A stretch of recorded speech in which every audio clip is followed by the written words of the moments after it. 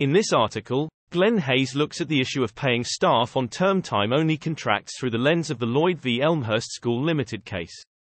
He discusses the background, implications and offers some top tips for schools and colleges. Schools and colleges employ staff on term time-only contracts to reduce their payroll costs. The vast majority agree to work during term time, generally around 39 weeks a year in the state sector, and are paid a pro-rated salary to reflect this, which is then divided by 12 and paid monthly. Employees like this arrangement because it means they receive a regular wage, even when they are not required to work. It's also administratively convenient for employers. Under the National Minimum Wage Regulations, workers must receive the NMW for the hours they work in a relevant pay period, how often they are paid. To avoid HMRC concluding that term time workers have been underpaid during their periods of work, their contracts have to comply with the detailed rules about salaried hours workers. In Lloyd v. Elmhurst School Ltd, the EATThe had to decide if a teaching assistant whose contract didn't set out the number of hours she was required to work, and contained a clause which said she was entitled to the usual school holidays as holidays with pay, had been underpaid because she only received 4 weeks holiday pay. BackgroundMs Lloyd started working for the Elmhurst private school in 2009.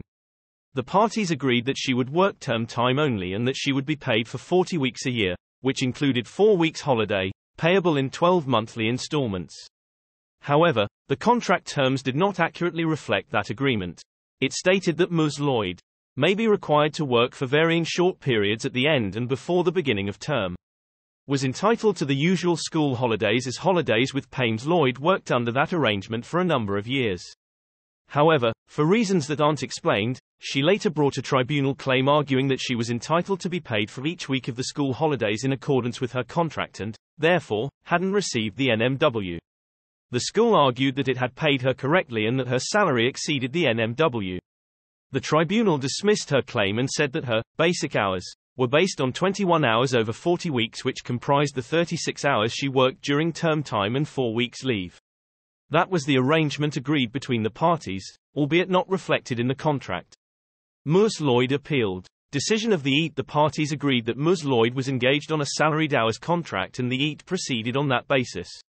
The key question it had to determine was whether the tribunal had properly interpreted the rules that applied to working out the basic hours of a salaried hours worker. The EATThe said that the tribunal had got this wrong. The relevant provisions of the NMW Regulations, 21(3), don't refer to working hours at all, but to basic hours. And these can include contractual hours which the worker doesn't have to work, as well as paid contractual holiday. Ms Lloyd's basic hours had to be ascertained from her contract, not from the number of hours she actually worked.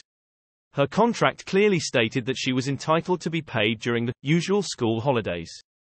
The court couldn't imply a term into the contract that the reference to paid holiday was limited to the amount of holiday she was entitled to under the Working Time Regulations 1998 and how much she had received. By not paying her for all of those holiday weeks, the claimant's pay for her basic hours fell below NMW rates.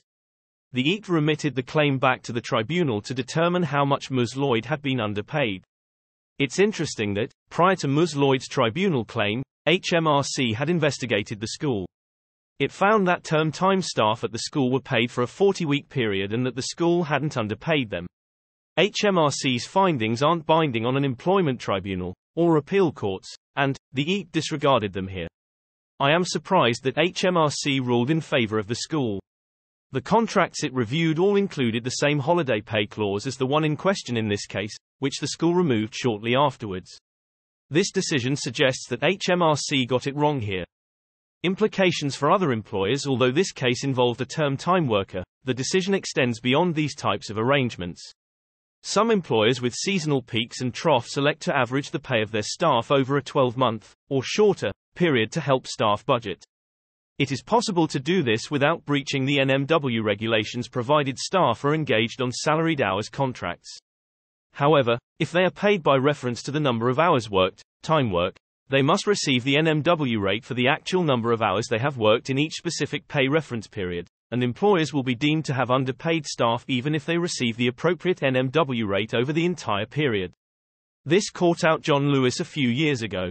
Following an investigation by HMRC, It announced that it had put aside £36 million to compensate hourly paid staff whose pay had been annualised to provide them with a steady and reliable income over the year. How to draft a salaried hours contract. Paying someone a salary isn't enough, in itself, to treat a worker as performing salaried hours for NMW purposes. For the workers to be doing salaried hours work, all of these conditions have to be met. They are paid under their contract for an ascertainable basic number of hours per year. They are entitled to an annual salary for those hours.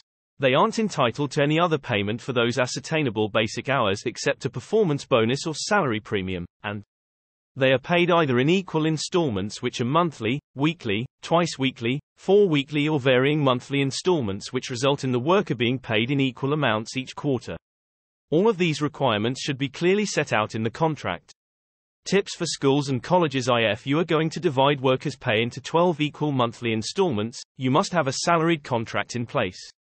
If someone working under a salaried hours contract works in excess of their basic hours, they should receive additional pay for those hours. This means that employers must keep a record of the actual hours worked, or deemed to have been worked. Pay should not fall below the NMW for both actual hours worked and contractual pay commitments. You should distinguish between paid holiday and school holidays for which employees neither work nor are paid. During school holidays, you only need to pay staff for their actual holiday entitlement rather than for the entire break, and you should set this out clearly in the contract to avoid confusion. As this school discovered, you can't defend this type of claim by saying that you've properly paid staff for the weeks they have worked, if their contracts give them the right to be paid for time when they aren't required to work.